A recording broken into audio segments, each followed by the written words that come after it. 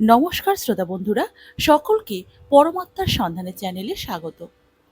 আজকের এই ভিডিওতে আমরা জানব 2026 সালে বাংলা 1433 বঙ্গাব্দ গুরু পূর্ণিমা কবে অনুষ্ঠিত হতে চলেছে। জেনে নেব পঞ্জিকা অনুসারে গুরু পূর্ণিমার পূর্ণাঙ্গ সময়সূচি। জানব পূর্ণিমা তিথি কখন শুরু হচ্ছে, কখন শেষ হচ্ছে, অর্থাৎ পূর্ণিমা তিথি কতক্ষণ থাকছে, পূর্ণিমা তিথির নিশি পালন, ব্রত উপবাস, গঙ্গা স্নান, দান এবং শ্রী শ্রী সত্যনারায়ণ পুজোর সব থেকে শুভ সময় কখন থাকতে চলেছে। জানব অমৃত যোগ এবং মহেন্দ্র যোগের শুভ সময়। গুরু পূর্ণিমার দিন কি করবেন, কি খাবেন এবং কি নিষেধ রয়েছে আমাদের শাস্ত্রে। তাহলে চলুন শ্রোতা বন্ধুরা, শুরু করা যাক। গুরু পূর্ণিমা তিথি পালিত হচ্ছে আষাঢ় মাসের পূর্ণিমা তিথিতে, কিন্তু হিন্দু ধর্মে এটি অত্যন্ত গুরুত্বপূর্ণ একটি দিন। এই বছর জ্যৈষ্ঠ মাস মল মাস পড়ায় গুরু পূর্ণিমা তিথি পালিত হবে শ্রাবণ মাসে। এই দিন গুরুদের প্রতি গভীর শ্রদ্ধা নিবেদন ও কৃতজ্ঞতা প্রকাশ করা হয়, যারা পথপ্রদর্শক ও জ্ঞানদাতা হিসেবে কাজ করেন। গুরু শব্দের অর্থ হল অন্ধকার দূরকারী।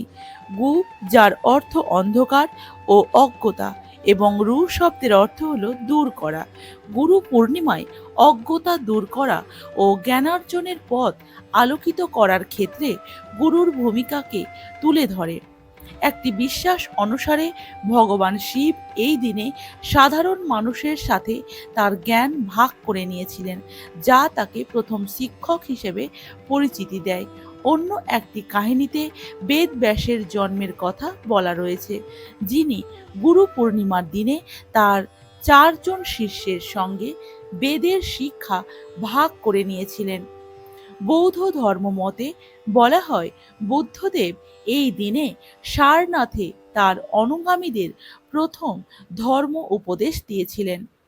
একইভাবে জৈনরা ধর্মাবলম্বীরা গুরু পূর্ণিমাকে সেই দিন হিসেবেই উদযাপন করে থাকে, যেদিন শ্রদ্ধেয় ব্যক্তিত্ব মহাবীর তার প্রথম অনুগামী লাভ করেছিলেন।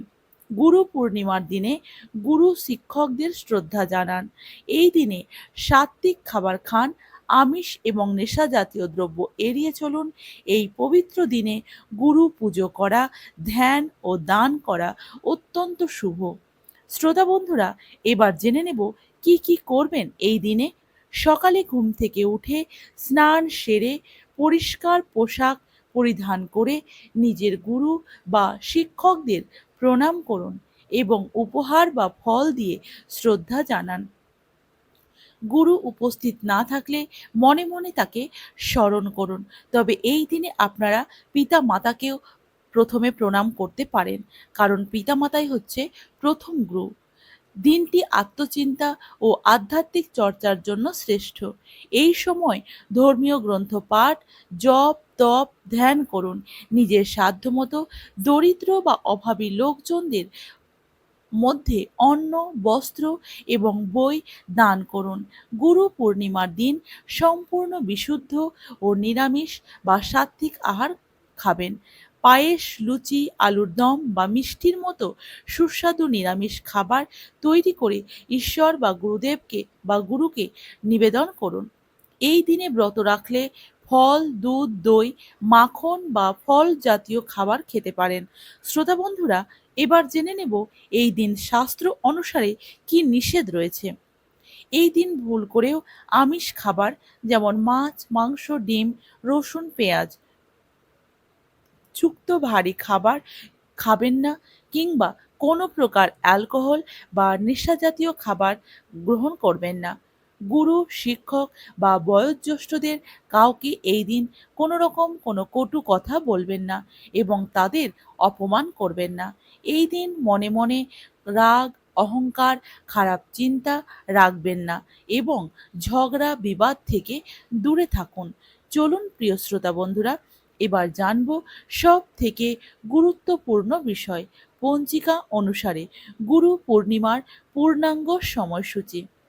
পূর্ণিমা তিথি কখন শুরু হতে চলেছে এবং কখন শেষ, পূর্ণিমা নিশি পালন, ব্রত উপবাস, গঙ্গা স্নান, দান এবং সত্যনারায়ণ পুজোর সব থেকে শুভ সময় কখন থাকতে চলেছে। আরও জানব এই দিন অমৃত যোগ এবং মাহেন্দ্র যোগের সময়ক্ষণ। এই বছর আষাঢ় মাসের পূর্ণিমা পালিত হবে 29শে জুলাই 2026, বাংলার 12ই শ্রাবণ 1433 বুধবার। পূর্ণিমা তিথি শুরু হচ্ছে 28শে জুলাই 2026 সাল, বাংলার 11ই শ্রাবণ 1433 মঙ্গলবার সন্ধে 6:06।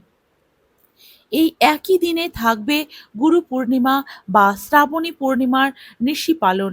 এই দিনে রয়েছে প্রদোষের সন্ধে 6:20 গতে রাত্রি 7:56 মধ্যে শ্রী শ্রী সত্যনারায়ণ পুজোর শুভ সময়।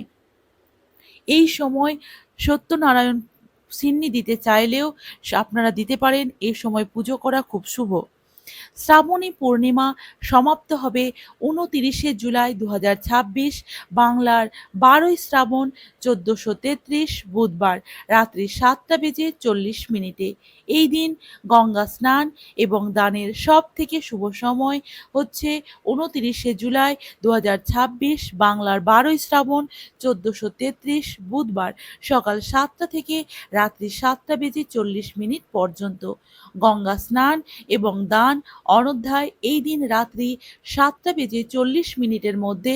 আষাঢ়ী পূর্ণিমা ও গুরু পূর্ণিমা এই দিন অমৃত যোগের সময় হল দিবা 7টা ও 9:32 গতে, 11:14 মধ্যে ও 3:28 গতে, 5:10 মধ্যে এবং রাত্রি 6:46 গতে, 9:01 মধ্যে ও 1:32 গতে, 5:09 মধ্যে। মাহেন্দ্র যোগ হচ্ছে দিবা 1:46 গতে, 3:28 মধ্যে এবং রাত্রি 9:01 গতে, 10:31 মধ্যে। তাহলে শ্রোতা বন্ধুরা, আজকে এই পর্যন্তই।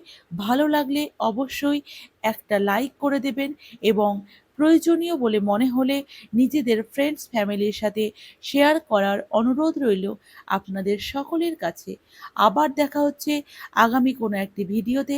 ততক্ষণ পর্যন্ত সবাই খুব ভালো থাকবেন, সুস্থ থাকবেন, শ্রীহরির কৃপায়।